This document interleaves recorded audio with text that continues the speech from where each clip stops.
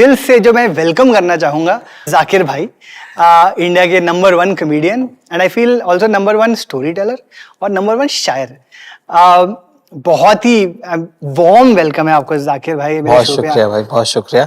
पहली बात तो मैं आपसे थोड़ा सा इत्तेफाक नहीं रखता इस बात पे, ठीक है, कि मैं नंबर 1, नंबर 2, नंबर 3 में कुछ नहीं हूँ। मेरे को जिंदगी का मेरा एक अहद है मेरा कि मैं चाहता हूँ कि मैं सबसे ज्यादा प्यार किए जाने वाला कॉमेडियन या आर्टिस्ट बन सकूं। I want to be the most loved comedian, most loved shayar. और वो कौन करेगा रोज रोज का किटकिट कि अरे इसके कम हो गए, उसके ज्यादा हो गए, मेरे घट रहे, उसके बढ़ रहे।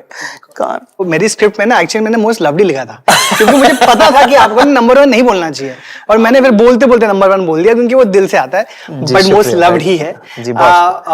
हम लोग ना, हमारा पहला एक सेक्शन है छोटा सा, अनबॉक्स करेंगे आप चाइल्डहुड को या बॉयहुड को। ये बड़ा सुंदर बनाया आप लोगों ने, बिल्कुल मेरे लायक बनाया। ये ऑलमोस्ट मेरे लिए बनाया। ये दिखा सकते हैं क्या? दिखा सकते हैं, बिल्कुल। इन्होंने देखो 2 चीजें करी हैं कि इन्होंने ये कार लगाई है, स्टिकर वाली कार लगाई है, क्योंकि मैंने एक पॉडकास्ट में बोला था कि मैं कभी भी मैंने कार वाले स्टिकर कभी अपनी कॉपी पे लगाए, क्योंकि मुझे जिंदगी में लगाई नहीं कि मैं कभी भी कार या मेरे खानदान में कोई या कार खरीद पाएगा। तो ये लगा है। Thank you. शक्तिमान तो बहुत बहुत इंपॉर्टेंट हमारे कल्चर का पार्ट रहा है साहब। मतलब कि इतने लोग गिरे हैं छतों से जैसे उंगली करके घूमना चाह रहे थे। अब जैसे मैं एक चीज बताता हूँ आपको इसके अंदर। अब जैसे कि ये है, ये वीडियो गेम है, ठीक है। ये जिशान ने अपने 5th में, जब उसका बर्थडे था 5th स्टैंडर्ड में, तब उसने खाना नहीं खाया एक दिन और उसको वीडियो गेम मिला। तब मैं 7th या 8th में था, और तब मुझे समझ में आया कि यार ये आइडिया मुझे क्यों नहीं आया था कि मैं क्यों नहीं, मतलब मैं भी तो कर सकता था। पर आप जब बड़े होते हो तो आपके माँ बाप को देखने का नजरिया अलग होता है। करेक्ट। और जब आप छोटे होते हो तो आपको लगता है कि अरे मुझे मतलब नहीं है तुम्हारी बकवास से, ठीक है, कि 1 तारीख है कि 30 तारीख है, मेरे को जो चाहिए वो दे दो, समझे तुम? ठीक है, तो वो एक बड़ा फर्क पड़ता है। तो मैं, हमारे साथ ट्रायल एरर हो गया ना। हाँ। हमको देख लिया अच्छा ये ऐसे होता है, हाँ। इसके बाद अगली बार तो परफेक्शन हो रही है ये ना। उस चक्कर में क्या हुआ कि जिशान जो है उसको फ्रेश चीजें समझ में नहीं आती उसको। उसको मैं एक बार फोन की दुकान पे लेके गया। मैंने बोला तू फोन खरीद ले। तो उसने बोला कि आप नया फोन लेने वाले हो क्या? मैंने कहा हाँ लूंगा 1-2 महीने। कह रहे तो आप ले लेना, आपको वाला मेरे को दे दो। क्या मैंने कहा नया दिला रहा हूँ तुझे।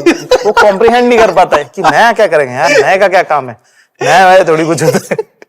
बट मैं आपसे यही पूछना चाहता कि जो ना इन ऐसे काफी जो बचपन में ना लड़के होते हैं तो काफी चीजें इसलिए भी हम लोग जो है ना करने लग जाते हैं कि हमको लगता है कि ये शायद कूल है, इससे जो है ना हम फिट हो सकते हैं किसी गैंग के अंदर। हाँ। या किसी बाकी लोग। ऐसा कुछ था आपके लिए? मेरा बिल्कुल मटेरियलिस्टिक आउटलुक नहीं रहा बचपन में भी। मुझे चीजें पसंद भी नहीं आती थी, मेरा एस्थेटिक सेंस भी खराब है। मेरा जीवन का बिल्कुल 2 हाफ्स में डिवाइडेड है, 6th और 6th के बाद।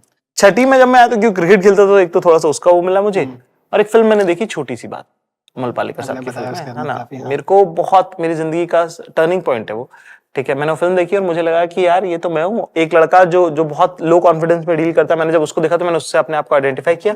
और क्योंकि फिल्म में उसको एक मेंटर मिलता है, तो मुझे समझ में आया कि मुझे ऐसा लगा उस वक्त कि मुझे कोई मेंटर नहीं मिलेगा कभी भी, और अगर मेंटर नहीं मिलेगा तो क्या मेरा कुछ नहीं होगा क्या? वो एक जिंदगी का पेनी ड्रॉप मोमेंट होता है वो। मैंने कहा कि नहीं चेंज तो करना पड़ेगा। तब मैंने पहला फैसला जो किया था वो ये कि ये कूल लोग, किसी लोग के साथ हैंग आउट करने, फिट इन करने की कोशिश नहीं करूंगा मैं। 7वीं में मैंने पूरा जुलाई, पूरा अगस्त अकेले खाना खाया कि कोई बात नहीं, not trying to hang out with cool people, है ना। I will say what is my territory.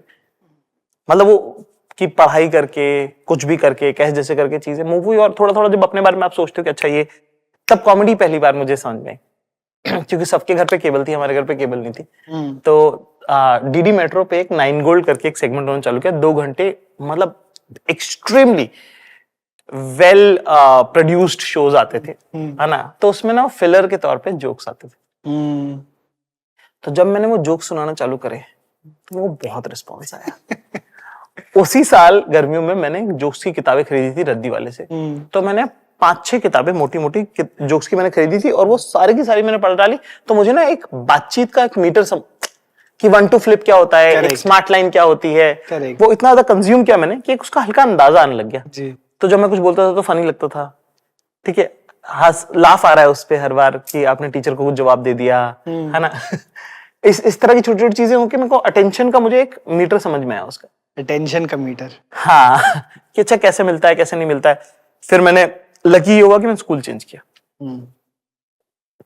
तो जो चीजें मैंने फिट इन होने के लिए करी उसमें से एक भी सामान की चीज नहीं, वो आपके अंदर से है, वो सारी पर्सनालिटी की कहीं। हाँ पर्सनालिटी की रही, इंटेलिजेंस की रही, जहनी रही, मतलब थॉट के लेवल पे रही। आपको जैसे देखते हैं लोग मेंटर जैसे, तो आपको क्यों ऐसा लगा कि आप किसी के मेंटर, आपको मेंटर नहीं मिलेगा या आपका कोई मेंटर नहीं बन पाएगा? अगर आप इंट्रोवर्ट हो आप, तो संकोच आपकी मतलब प्रवृत्ति का एक हिस्सा है। आप तो मुझे लगा कि पैसे तो है नहीं कि पैसों से किसी के पास जाए, और बोलने की हिम्मत आप में नहीं है, तो संकोच आपका एकदम अगर सेकंड नेचर ही है आपका, हेजिटेंस, तो फिर आप कैसे जाओगे, कैसे मिलेगा मेंटर आपको, कैसे कोई बोलेगा? तो किसी को मेरा नाम याद नहीं होता था, तो किसी को भी पता नहीं था कि मेरा नाम जाक है। ठीक है, मतलब कि यहाँ तक कि, और जीशान बहुत क्यूट बच्चा था, तो लोग ऐसे बोलते थे कि ये छोटे वाला है, छोटे वाला कि नहीं, बड़े वाला। कह रहा है छोटे वाले को प्यार देना। मैं कह रहे पर मैं इधर ही है भाई। यार कैसे होते हैं लोग। ठीक है कोई बात नहीं, चलता है। अभी आप जैसे बोल रहे हैं, मेरा भी कुछ ऐसा ही था। इनफैक्ट आपने भी एक फिल्म की बात की है। मेरे घर के अंदर ना Dev Anand basically was the big thing. मतलब मेरे पापा मेरे देवानंद के दुनिया के सबसे बड़े फैन ऐसे थे कि मतलब हर शाम को जब वापस आते थे ना वो, तो घर आके जो है ना वो देवानंद की पिक्चर लगाते थे। वाह। और वो पिक्चर जब लगाते थे फिर मेरे को बुलाते थे। तो अब मैं तो इंस्टिंक्टिवली आता कि मुझे पापा के साथ बैठना है, भाई पिक्चर थोड़ा ना देखनी है, मुझे तो पापा के साथ बैठना है। मुझे वहां से सीख मिली कि फिल्म्स ब्रिंग पीपल टुगेदर। तो that is the thing that कहीं ना कहीं as a young boy made me feel little less lonely. तो ऐसा कुछ था आपके लिए बड़े होते हुए कि जहां पर आपको लगा कि ना this is the thing that कहीं ना कहीं made me feel little less lonely? Time ही नहीं मिला यार।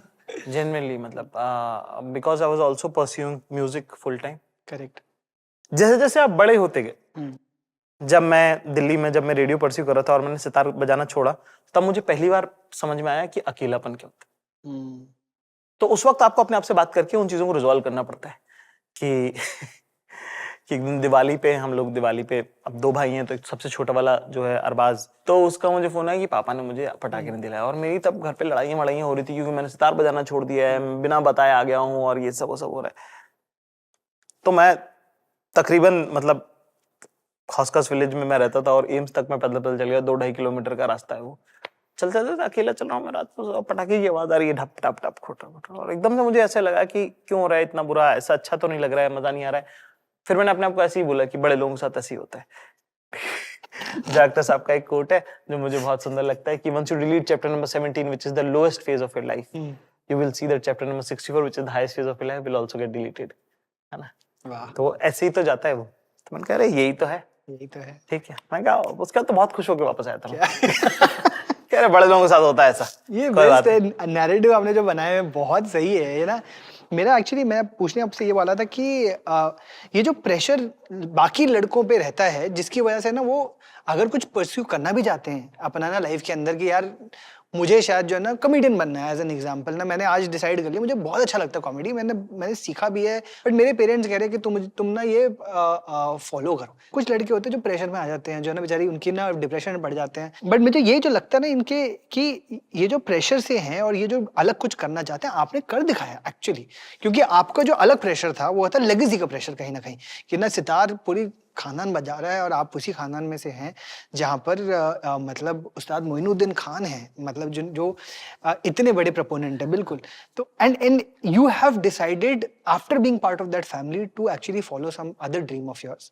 ये करेज कहां से मिली? लड़के नहीं जुटा पाते हिम्मत ऐसी हुई कि जब 8वीं से जब मैं कोशिश कर रहा था बेटर बात करने की, तो कॉलेज आते आते मुझे बहुत ऐसा वाक चपलता जिसको बोलते हैं कि अपनी जबान पे कमांड, बातचीत से I could see a lot of things moving just the way I used to talk to people, है ना? कि ऐसी कई जगह हैं जिंदगी में जहां मुझे नहीं होना चाहिए था, वहां पे मैं था सिर्फ बात करके, क्योंकि पैसे तो है नहीं। वो एक राहत साहब का एक शेर है कि सारी बस्ती अपनी है, ये भी तो एक फनकारी है ना? वरना बदन को छोड़कर अपना जो कुछ है सरकारी है। ठीक है, ये सभी अपना है, सब अपने भाई लोग हैं, सब ये भी अपना, ये भी अपना, ये भी अपना, ये भी अपना। बात करके तो मुझे एक तो अंदाजा था उसका कि हाँ बोल के कुछ कर सकता हूँ, तो दैट्स व्हाई मैंने रेडियो चूज किया था। ठीक है, दूसरी एक बात ये कि मुझे ये लगा उस वक्त जो भी गर्लफ्रेंड्स बनती थी तब की तवा ठीक है ना, उनका एक बड़ा क्लियर मैंडेट था कि यार म्यूजिक क्या होता है मतलब है ना यार ये तो आप बताइए। हाँ, ये मैंने कभी नहीं बताया किसी को कि अरे म्यूजिक पे तो घर वाले कभी भी नहीं मानेंगे, तो सब कुछ बहुत टेम्परेरी होता था। मैंने कहा ये टेम्परेरी का क्या चक्कर है आप, ठीक है। तो बार बार जब लोगों ने ये फीडबैक दिया मुझे, ठीक है, तो मुझे लगा कि कुछ कूल करना पड़ेगा, कुछ कूल हैपनिंग से करना पड़ेगा, है ना। तो एक तो वो आई हिम्मत, और दूसरा मुझे ऐसा मतलब बिना साक्ष्य के मैंने वो कदम नहीं उठाया, ऑब्वियसली, है ना, कि विदाउट एविडेंस नहीं लिया मैंने वो डिसीजन। तो एक थोड़ा सा एक मुझे अंदाजा था कि हाँ मैं ठीक बोल लेता हूँ, ठीक है। तो इसीलिए मैं कैलकुलेटेड रिस्क में बहुत बिलीव करता हूँ कि जैसे मैंने नौकरी जब छोड़ी तो मुझे ऑलमोस्ट 9 महीने बाद पहले पता था कि मुझे नौकरी छोड़नी है और कॉमेडी करनी है फुल टाइम। Make sense. हर बार जब आप इंजीनियरिंग छोड़ते हो, हर बार जब आप नौकरी छोड़ते हो अपना पैशन करने के लिए, तो आपको अपने आप से पूछना पड़ेगा कि क्या मैं पैशन के लिए नौकरी छोड़ रहा हूँ या मुझसे नौकरी हो नहीं रही है इसलिए छोड़ रहा हूँ, ठीक है। क्योंकि मेरा ऐसा मानना है कि आपका पैशन आपको खुद बताएगा कब नौकरी छोड़नी, ठीक है ना। दुनिया में एक सिंपल सी बात है साहब, है ना, और ये मर्दों पे ये जो अजाब है ये नाजिल है खुदा की तरफ से कि काम करना पड़ता है, हर दिन सुबह उठ के कहीं जाके काम करना ही पड़ता है, उसके बिना निजात नहीं है। आप प्रोग्रेसिव हो नॉट प्रोग्रेसिव हो, आप वोक हो अनवोक हो, कोई फर्क नहीं पड़ता, सुबह उठ के काम पे जाना है, खत्म हो गई, एंड ऑफ द स्टोरी। खुदा ने आपको मर्द बनाया, ये करना ही है। ये बात अगर आप अपनी जिंदगी में अपने आप से मान लेंगे तो ऑटोमेटिकली आपकी जिंदगी आधी आसान हो जाएगी, ठीक है। ये भी एक बात है, पर मैं कह रहा हूं कि आपको किसी एक चीज में तो मास्टरी करनी पड़ेगी जी। और पढ़ाई दुनिया में सबसे बेसिक पढ़ाई है हमारे यहाँ अब देखता हूं तो उतनी मुश्किल नहीं है, ठीक। एक चीज में तो आपको अपना वक्त, अपनी जवानी जो है जलानी पड़ेगी। बिल्कुल। मैं ना एक्चुअली आपके नेगोशिएशन के बारे में थोड़ा सा और जानना चाहता हूँ, स्पेशली आपके वालिद साहब के साथ जो लेगेसी आपके ना खानदान में रही है म्यूजिक की। आपके फादर के साथ, फादर ने आपको कभी डिसअपॉइंटमेंट नहीं दिखाई इस बात से कि जो ना आप? बहुत दिखाई, पर उन्होंने मुझे कॉन्फिडेंस बहुत दिया है। मेरे वालिद साहब ने जो मुझे जिंदगी में एक चीज जो उनकी मतलब उनका एहसान मुझ पे सबसे रहे। क्यों एहसान? इसलिए कि जब मैं देखता हूं तो दूसरे जो लोग हैं उनके फादर ने उन बहुत लोगों को नहीं दिए हैं वो सब जो मुझे मेरे वालिद साहब ने दिया है, वो है कॉन्फिडेंस। कॉन्फिडेंस इस बात का कि तू कर लेगा, कॉन्फिडेंस इस बात का कि तेरे से हो जाएगा, कॉन्फिडेंस इस बात का कि जा करके तो देख मैं हूं। उन्होंने जैसे कि मेरे वालिद साहब ने बचपन से कहा कि तू बहुत बड़ा आदमी, कैसे बनूंगा ये नहीं बदल, तू बहुत बड़ा आदमी है। बहुत बड़ा आदमी, बहुत बड़ा आदमी बनेगा, बहुत बड़ा आदमी, बहुत बड़ा आदमी बनेगा। इसका वजन है, वजन था ही नहीं, पर बस बोल के इतना वो कर दिया उन्होंने कि मैं मेरे बिहेवियर में आ गया वो कि नहीं यार अच्छा थोड़ा लगता है। Thanks for watching. If you enjoyed the video, don't forget to like, subscribe and share.